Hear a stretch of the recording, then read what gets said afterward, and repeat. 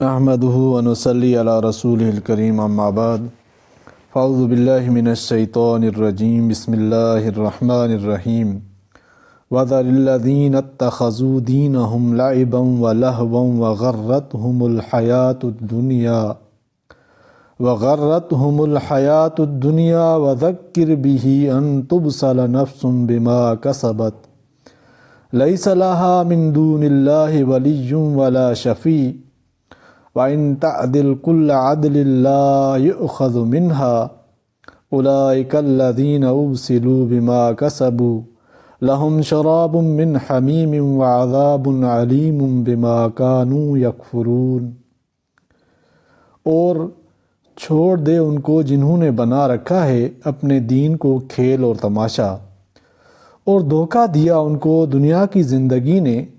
اور نصیحت کر ان کو قرآن سے تاکہ گرفتار نہ ہو جائے کوئی اپنے کیے میں، کہ نہ ہو اس کے لیے اللہ کے سوا کوئی حمایتی اور نہ سفارش کرنے والا، اور اگر بدلے میں دے سارے بدلے تو قبول نہ ہوں اس سے وہی لوگ ہیں جو گرفتار ہوئے اپنے کیے میں، ان کو پینا ہے گرم پانی اور عذاب ہے دردناک بدلے میں کفر کے۔ اس آیت میں بھی تقریباً اسی مضمون کی مزید تاکید اس طرح ارشاد فرمائی گئی ہے، وَذَرِ الَّذِينَ اتَّخَذُوا دِينَهُمْ، اس میں لفظ ذر و ذر سے بنا ہے، جس کے معنی ہیں کسی چیز سے ناراض ہو کر اس کو چھوڑ دینا۔ معنی آیت کے یہ ہیں کہ آپ صلی اللہ علیہ وآلہ وسلم ان لوگوں کو چھوڑ دیجئے جنہوں نے اپنے دین کو لہو و لعب یعنی مشغلہ اور کھیل بنا رکھا ہے۔ اس کے دو معنی ہو سکتے ہیں، ایک یہ کہ جو دین حق یعنی اسلام ان کے لیے بھیجا گیا ہے اس کو لہو و لعب بنا رکھا ہے، اس کا استہزاء و تمسخر کرتے ہیں۔ دوسرے یہ کہ انہوں نے اصلی دین کو چھوڑ کر اپنا دین و مذہب ہی لہو و لعب کو بنا لیا ہے۔ دونوں معنی کا حاصل تقریباً ایک ہی ہے۔ اس کے بعد ارشاد فرمایا، وَغَرَّتْهُمُ الْحَيَاةُ الدُّنْيَا، یعنی ان کو ان دنیا کی چند روزہ زندگی نے غرور و دھوکے میں ڈالا ہوا ہے۔ یہ ان کے مرض کا اصلی سبب بیان فرما دیا کہ ان کی اس ساری سرکشی اور نافرمانی کا اصلی سبب یہ ہے کہ دنیا ہی کی چند روزہ زندگی پر مفتون ہے اور آخرت کو بھلائے بیٹھے ہیں۔ اگر آخرت اور قیامت کا اعتقاد ہوتا تو ہرگز وہ یہ حرکتیں نہ کرتے۔ اس آیت میں رسول کریم صلی اللہ علیہ وآلہ وسلم اور عام مسلمانوں کو دو حکم دیے گئے ہیں۔ اول یہ کہ ایسے لوگوں سے کنارہ کشی اختیار کریں جس کا بیان مذکورہ جملے میں آ چکا ہے۔ دوسرے یہ کہ صرف ان لوگوں سے کنارہ کشی اور اعراض بھی کافی نہیں، بلکہ ایجابی طور پر یہ بھی ضروری ہے کہ قرآن کے ذریعے ان کو نصیحت بھی کرتے رہیں اور خدا تعالیٰ کے عذاب سے ڈراتے بھی رہیں۔ آخر آیت میں اس عذاب کی تفصیل اس طرح بیان فرمائی کہ اگر ان کی یہی حالت رہی تو یہ اپنے کردار بد کے جال میں خود پھنس جائیں گے۔ آیت میں اس جگہ ان تبصل کا لفظ استعمال فرمایا ہے جس کے معنی قید ہو جانے اور پھنس جانے کے ہیں، چونکہ دنیا میں انسان اس کا خوگر ہے کہ اگر کبھی کوئی غلطی یا ظلم کسی پر کر بیٹھا ہے اور اس کی سزا اس کے سامنے آ گئی تو سزا سے بچنے کے لیے تین قسم کے ذرائع اختیار کرتا ہے۔ کبھی اپنی جماعت اور جتھے کا زور اس کے خلاف استعمال کر کے اپنے ظلم کی پاداش سے بچنے کی کوشش کرتا ہے، اور اگر اس سے عاجز ہو گیا تو بڑے لوگوں کی سفارش سے کام لیتا ہے، اور یہ بھی نہ چلی تو پھر یہ کوشش کرتا ہے کہ اپنے آپ کو سزا سے بچانے کے لیے کچھ مال خرچ کرے۔ اللہ تعالیٰ نے اس آیت میں بتلا دیا کہ خدا کے مجرم کے لیے سزا سے بچانے والا نہ کوئی دوست عزیز ہو سکتا ہے، نہ کسی کی سفارش بغیر اللہ تعالیٰ کی اجازت کے چل سکتی ہے، اور نہ کوئی مال قبول کیا جا سکتا ہے، بلکہ اگر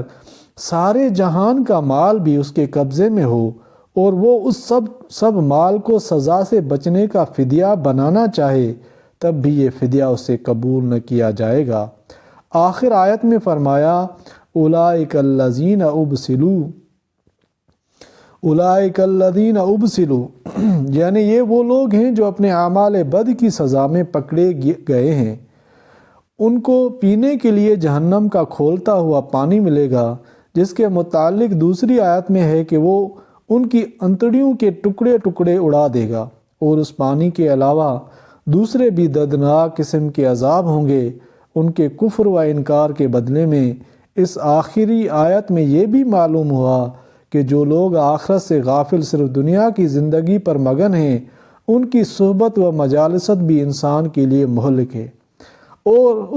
اس کا انجام یہ ہے کہ ان کی صحبت میں رہنے والا بھی اس عذاب کا شکار ہوگا جس میں وہ مبتلا ہے۔ ان تینوں آیتوں کا حاصل مسلمان کو برے ماحول اور بری صحبت سے بچانا ہے جو انسان کے لیے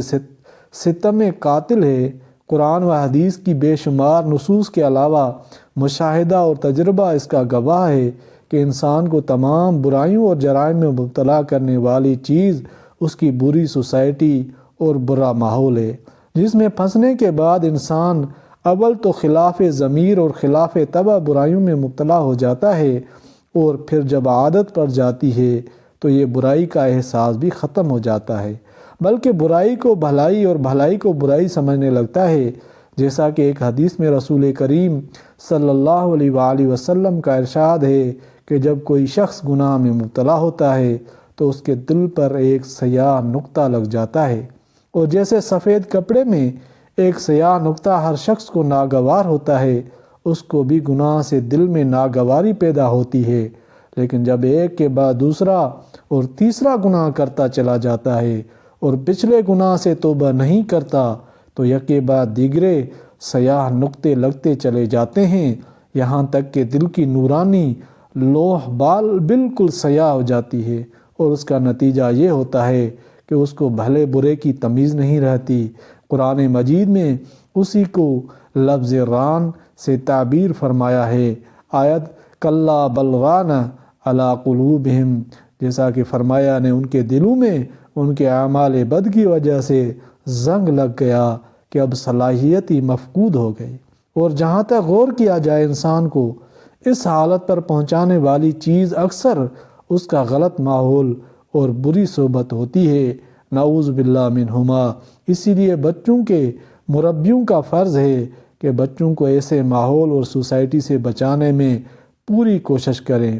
اگلی 3 آیتوں میں بھی شرک کے ابطال اور توحید اور آخرت کے اثبات کا مضمون ہے جو ترجمے سے ظاہر ہے۔ اللہ تعالیٰ قرآن پاک کو سمجھنے اور عمل کرنے کی توفیق عطا فرمائے، آمین یا رب العالمین۔